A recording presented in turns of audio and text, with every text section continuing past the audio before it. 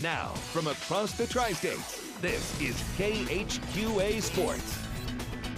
Well, upsets and upheaval were the order of the day on Tuesday on regional semifinal night in Western Illinois volleyball. Would more tumult be on the way with titles at stake tonight? We will start you in Augusta. Packed house tonight for the Lady Suns, taking on their arch nemesis, the West Prairie Lady Cyclones, trying to get a little revenge. As I said, frenzied fans, free pizza, that helps. Colby McClellan giving her team a show early on. 19 kills in the night, but the Suns weren't done in game number one. How about Abby Lance, where the lance is mightier than the sword in this one? She had 8 kills as well. Dustin Logan trying to implore, I should say, his beloved Lady Cyclones back to life. Hot dog! They do that right there behind Hannah Thompson with a kill shot. Too much Colby McClellan in this one. 5 kills in game number one. 19 on the night, as I mentioned. Kaylin Peterson and company would rally back after losing game number one.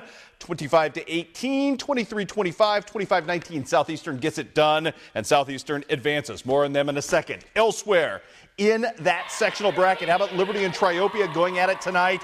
Huge night for the Liberty Lady Eagles, homestanding and looking great behind Michaela Leapley, who had 10 kills on the night and a couple of aces to go along with it. But everybody had a hand in it tonight for the Eagles against Triopia. Brooklyn Murphin doing the kill thing right there. How about Madeline Heyer? Wow, was she good in all phases of the game. 9 kills and 16 digs tonight, including that furious throwdown. Some defense as well coming this way from Brooke Wewell.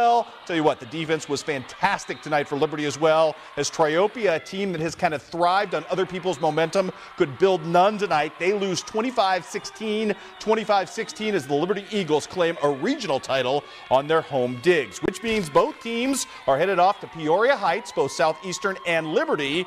Up next for the Southeastern squad, it will be Kewanee Wethersfield as we go to the graphic, which was a winner 2-0 over Anawan.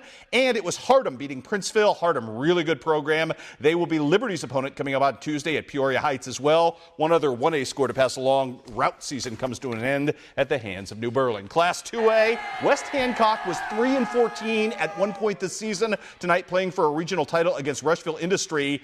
Oh, the Lady Titans dropped game number one. Game number two, they were failing as well. But Allie Buckert about to bring her team right back to life. Then Lexi Dooley doing some things tonight as the Titans fight back and win game number two, 25-23, after trailing by as many as 5 points. Rushville Industry trying to establish things in game number 3 behind Madeline Ward. Their fans excited, but here come the Titans again. Cinderella will not go away. Carly Mecklenburg, ace. Amber Honer, ace as well, and then Lexi Dooley about to kind of make things even more fun right there. She's an absolute kill machine right now, and we leave it to Kelly Roskamp to clean things up. We'll talk much more about the big win tonight, or coming up tomorrow night, but it was West Hancock in 3 tonight, punching their ticket to the sectional as well. Up next for them, a showdown with Williamsville, who beat Warrensburg Latham 2-0. That taking place at Athens next Tuesday. Quincy Notre Dame taking on a powerhouse Sacred Heart Griffin team tonight, and to no avail. Griffin really, really good despite the early block efforts right here from Riley Hummert. Sarah Nieswender again with another big night as well. QD fought hard in this one, but lost 25-23, 25-15 to a Sacred Heart Griffin team that is really good. Also on the docket tonight, big showing as well for one of the best seasons in school history for Fort Madison, taking on Clear Creek Amana in the regional semifinals. Lots of Kayla Culbertson in this one tonight, as she had kills aplenty in game number 1. Unfortunately, her team lost that one by the final count of 25-11. They would go on to lose in straight games tonight, but a wonderful season by the Hounds. Great job, ladies. Well done there. One soccer score to pass along as well. Hannibal actually jumped out to a 2-0 lead on St. Dominic, but ended up losing tonight by the final count of 5-2. Great season for the Pirates there as well. What's the one on your schedule you least ever want to lose? And yet being kicked around by Monroe City 2 weeks ago may have been perfectly timed, the wake-up call in the Flower City that Palmyra exactly needed.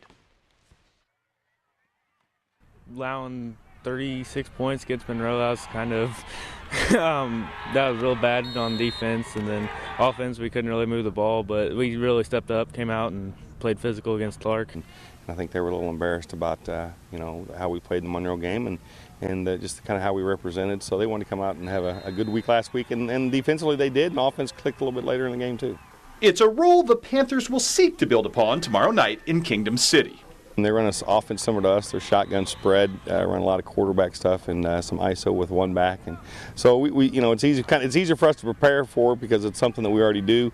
And they have some great athletes, some big kids, and we know they're going to be a physical team and they're going to be ready to play. As long as we do Palmyra things, we'll have a good night, and as long as we're physical as usual, we'll be good.